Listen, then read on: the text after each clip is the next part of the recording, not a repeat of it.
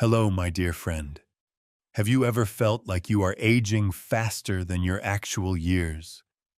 Or have there been days when, despite getting enough sleep and taking enough supplements, you still wake up with a body as heavy as lead and a spirit that feels utterly exhausted? You visit the doctor and all the test results are fine, but deep down, you know something inside is crumbling.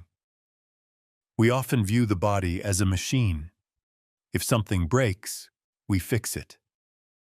But my friend, there is a truth that modern medicine sometimes cannot reach, yet ancient wisdom understood thousands of years ago. It is that doctors can measure your blood pressure, but they cannot measure how tired your soul has become. Perhaps your body isn't sick at all. Perhaps it is simply exhausted from straining to carry the sad stories that your mind refuses to let go of. Perhaps those aches and pains are not due to age, but are suppressed emotions trying to find a way out. Remember, your body is always listening. It hears not only the sounds from the outside, but also the quietest sighs within your thoughts.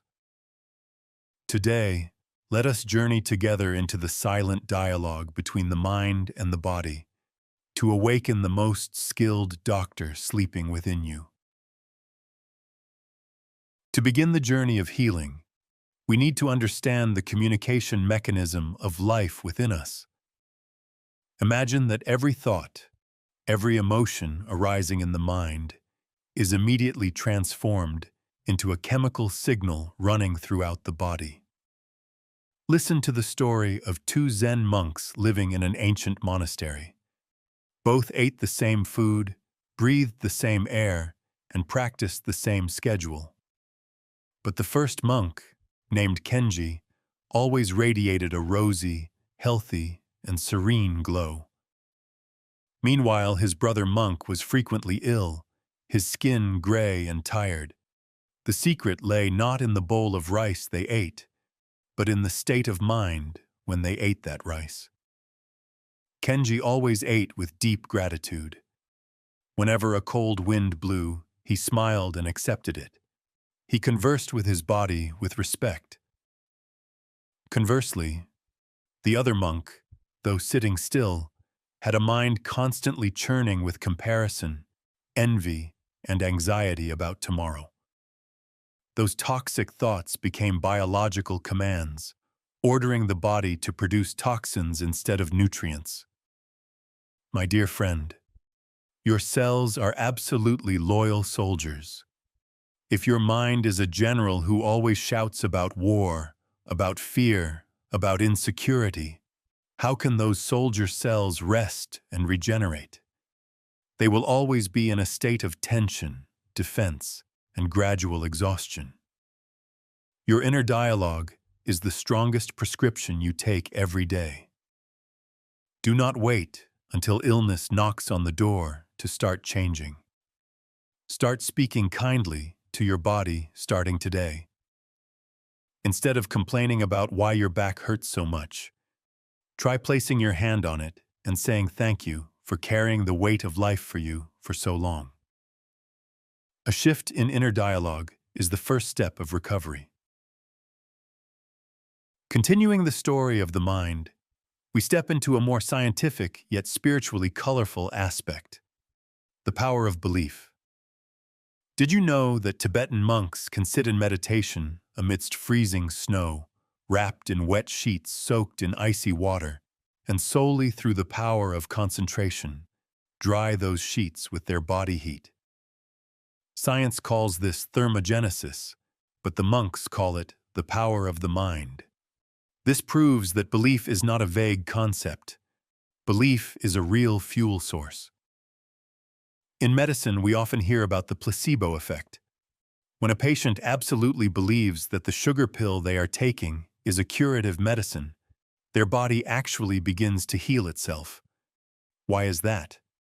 Because strong belief activates the brain to produce dopamine, serotonin, and natural painkillers stronger than any drug. When you believe you are healthy, your cells receive a safety signal to open up and receive energy. Conversely, when you believe you are old, useless, and sickly, you are sending a shutdown command to your immune system. Fear and belief are two opposing signals. Fear contracts, while belief expands and circulates.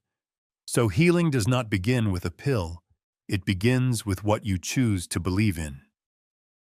Do not believe in the limits of age. Believe in the miraculous regenerative capability of the life flowing in your veins.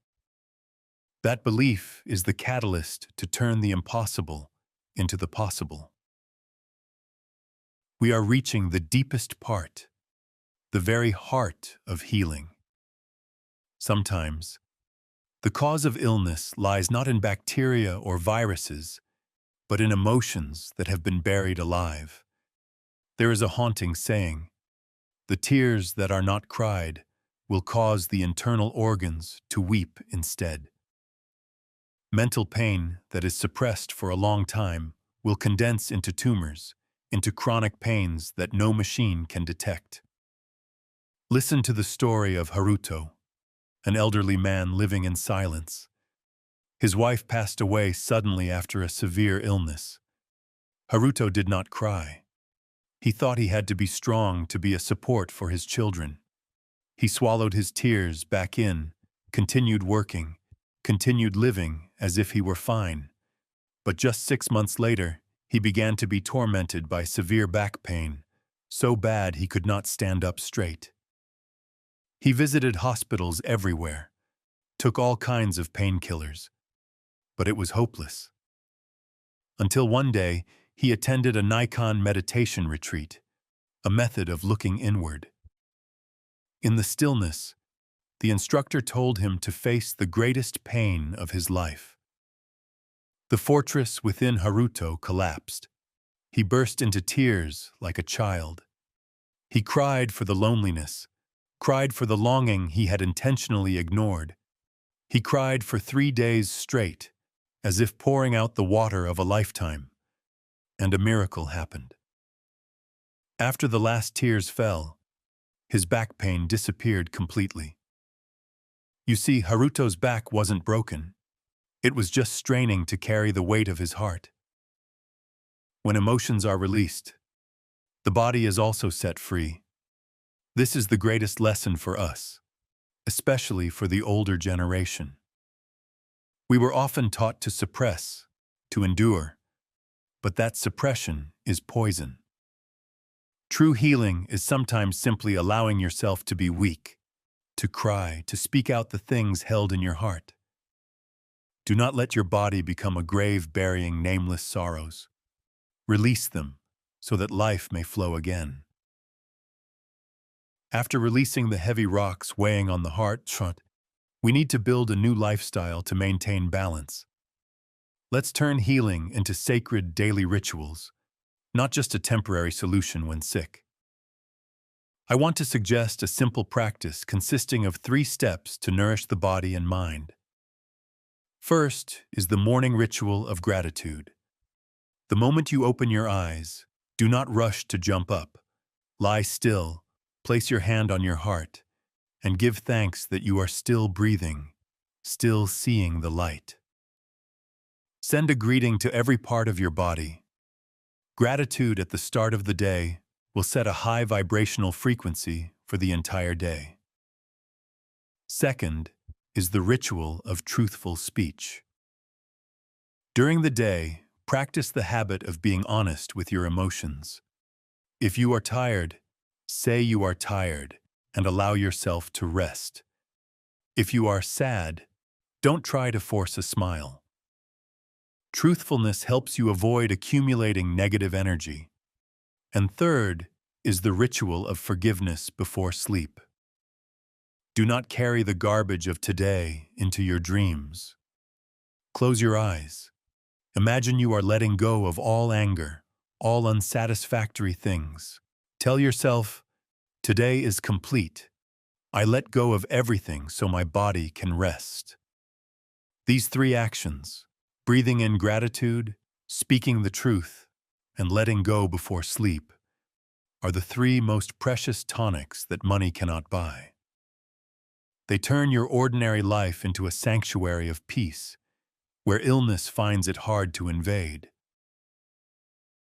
My dear friend, we have walked a long journey to understand that the body and mind have never been separate. Aging or illness are not enemies, they are messengers, reminding us to return to care for our inner home. Do not fight your body, befriend it. Do not see yourself as a helpless patient waiting for salvation from the outside. Realize that you are the greatest healer of your own life. The whispers of your mind have the power to create cells. Whisper words of love, words of comfort and trust. When the mind is at peace, the body will naturally be at ease. If these sharings have brought you a little light and hope, please spread it by sharing it with loved ones who also need soothing. Please press subscribe so we can continue to walk together on the path of awakening. May you always find the compassionate doctor right within your own heart. Goodbye, and see you again in peace.